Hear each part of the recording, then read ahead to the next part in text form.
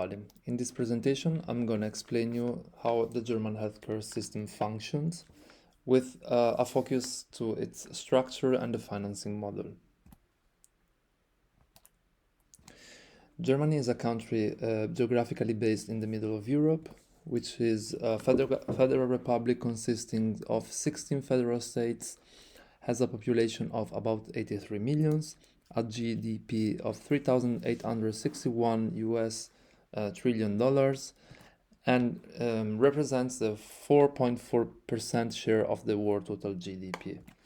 Germany also has the oldest national health insurance system, the Bismarckian one, which was introduced in 1883 by the Chancellor Otto von Bismarck. In Germany, it is believed to have almost universal health coverage. The total health expenditure in 2018 was 11.7% share of the total GDP, placing Germany at place number 4 in the world for health expenditure. However, only 50% of the Germans in the lowest income group have self-reported good health, compared to 80% of those in the highest income group, placing Germany way below the European average of self-reported health. Let's have a look at the Bismarckian health system of Germany. It is based on two big pillars, which are the statutory and the private health insurance. Healthcare is financed primarily by workers' contribution, tax revenues, and it's mandatory. Civil service servants, police officers, soldiers, they have all special insured system, which I would also say special treatments. Insured people pay contribution to the companies, which are also called sickness fund, and there are 109 which are public and 41 which represent private insured people. The contribution for the statutory health insurance are 14.6% of the salary, paid half by the employer and the other half by the employees of the monthly wage. And the requirements for the private health insurance are earning at least almost 61,000 per year or being self-employed. The statutory health insurance is based on the solidarity principle, which means that who earns more pays more, who earns less pays less. And when you go to the doctor, you don't have to pay. The insurers will pay for you. While the private health insurance is based on the equivalent principles, which means that people pay based on their risk or on their health level, let's say. So people who are more sick pay more. And when they go to the doctor, they pay directly and then they get refunded by the insurance. We can say that the statutory health insurance system, the contributions are kind of progressive because each person pays the money that based on the income.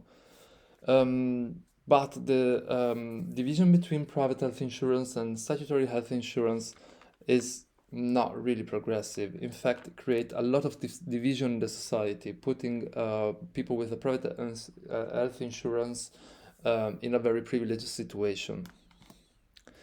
How is the healthcare financing organized? Let's have a look. The collection of money occurs through insured people, the state, the Federal Employment Agency, which also pays money for unemployment people, and the Deutsche Renteversicherung, which also pay the health insurance for the elderly and retired people. All the money are collected and pooled in the healthcare fund, which transfer the money to the insurance companies, which reallocate at the end the money into services like doctors, hospitals, medications, and so on. However, Germans also have to make some co-payments, 10 euro every 3 months at the GP, 10 euro per day for hospital staying for a maximum of 280 euro here, and 10% of the price of medication, which has to be at least €5, which means that if a medication costs 4.55, you still have to pay at least €5. On the other side, out-of-pocket spending are quite low in Germany. In fact, they represent only 12.5% of the overall share. Let's have a look at the main bodies and structure. There are a lot of bodies and a lot of players in the German healthcare system, which are too many, and they risk to weaken the quality of care. The responsibilities are divided in 3 levels: federal, which are responsible for policies; state, which plan and finance the hospitals; and self-governance bodies, the Federal Joint Committee, which is this one here, and represent different layers of the society and different associations. And they have the task to convert legislation to regulations. Private and statutory health insurance providers. They stipulate financial contracts with hospital and medical facilities, finance primary health care and outpatient care, and negotiate prices of medication. Germany has between the highest rates of hospital beds, doctors, and nurses in the EU. However, the rural areas lack of primary health care services and staff. Unemployed people are only covered if they can apply for social benefits, which is sometimes not really easy, especially if you cannot speak very well the German language.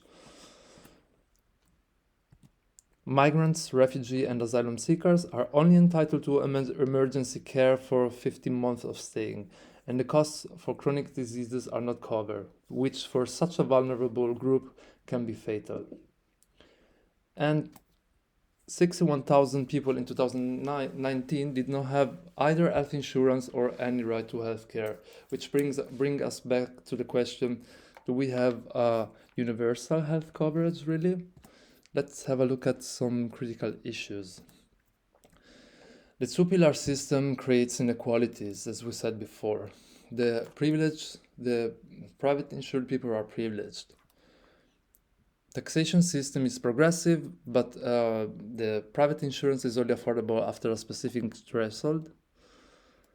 Healthcare sector is highly politicized, very fragmented, and lack of transparency, as we said before. Hospitals are funded by insurance companies, and sometimes the hospitals are places for profits. Some shift doctors and clinics also receive bonuses if they treat more patients.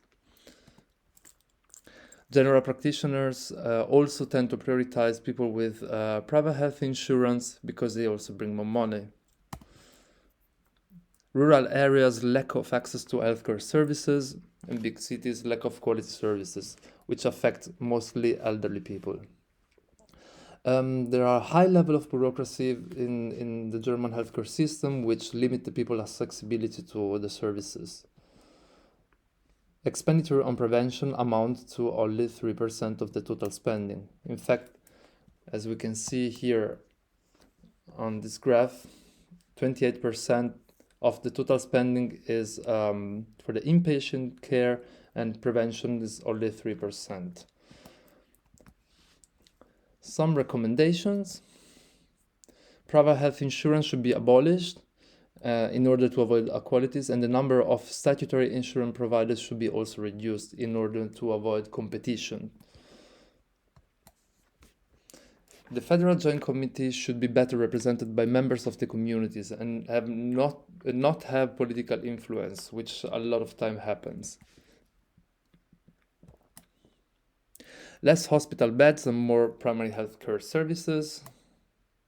Health promotion and awareness programs should start already in school. If we look here at this, as the graph, for example, smoking, drink, and obesity are real big issues in Germany, and community health workers should be available in rural isolated areas, also to go to more vulnerable communities and see where are the problems.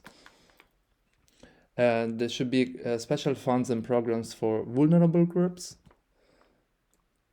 And there should be a reduction of bureaucracy and an enhancement of transparency.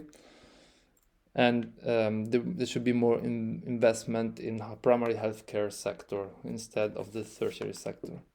Thank you very much for listening. Bye.